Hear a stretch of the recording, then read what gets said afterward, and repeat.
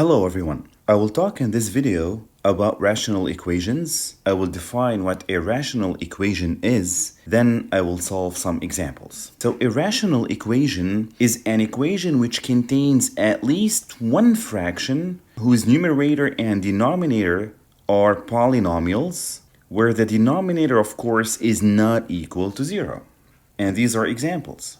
As you can see, there are some fractions in the equation which are rational expressions. In order to solve a rational equation, all I have to do is to follow this recipe. First of all, I have to make sure that all the denominators in the equation are fully factored. So if I spot any denominator in the equation that can be factored, I must fully factor it. Then I add the condition of the equation, which means that all the denominators cannot be equal to 0, as you will see in a minute.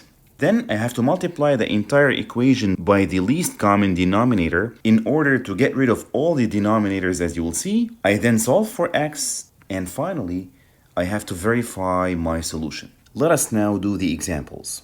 We start with exercise number 1. According to the recipe, we have to check if there is any denominator that can be factored. But it's not the case. Both denominators are irreducible, which means we head up to the second step where we add a condition. What is this condition? Both x plus 2 and 2x minus 1 cannot be equal to 0, which means that x cannot be negative 2, neither x can be half. So when we solve the equation, we have to make sure that our answer is neither minus 2 nor half. We continue with step number 2. Where we multiply the entire equation by the least common denominator, which is x plus 2 times 2x minus 1 in this case. So the equation becomes like this, and we scratch the like factors up and down. So the equation becomes like this. So now we just have to expand and solve for x, and the answer is x equals to 1. Now we have to verify our answer. So since x is neither negative 2 nor half, this means our answer is accepted, and the solution for this equation is x equals to 1.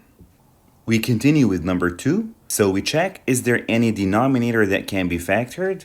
The answer is yes, it is x squared plus 2x minus 3, which is equal to x minus 1 into x plus 3. Thus, we only have two different factors in this equation, x minus 1 and x plus 3. Now we can add the condition. We next multiply by the least common denominator and we solve for x, and we end up with x equal to 1. However, since we said in the condition that x cannot be equal to 1, we conclude that this answer is rejected, but we only got one solution which is rejected. What does this mean? This means that this equation has no solution. So we have a second degree trinomial here, which means there is a possibility to factor. However, we first have to arrange this trinomial in the decreasing order of the exponents of x. We also need to factor a minus from this expression, so the denominator becomes minus into x squared minus x minus 12, and these two minuses give us a plus. So the equation becomes like this. So now we can add the condition which says that x minus 4 is not equal to 0 and x plus 3 is also not equal to 0. We next multiply by the least common denominator and we obtain the following. So all is left is to solve for x and verify our solution. So we get the following trinomial. Now to make the calculations easier, we can divide the entire equation by 2 and we apply the quadratic formula.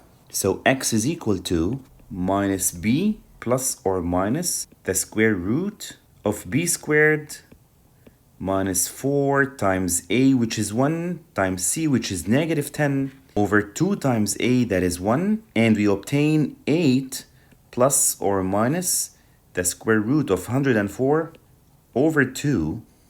Now we can simplify the square root. So the square root of 104 is the square root of 26 times 4, and that is 2 square root of 26. 8 plus or minus 2 square root of 26 over 2. We can factor 2 here from the top. Why do we have to do that?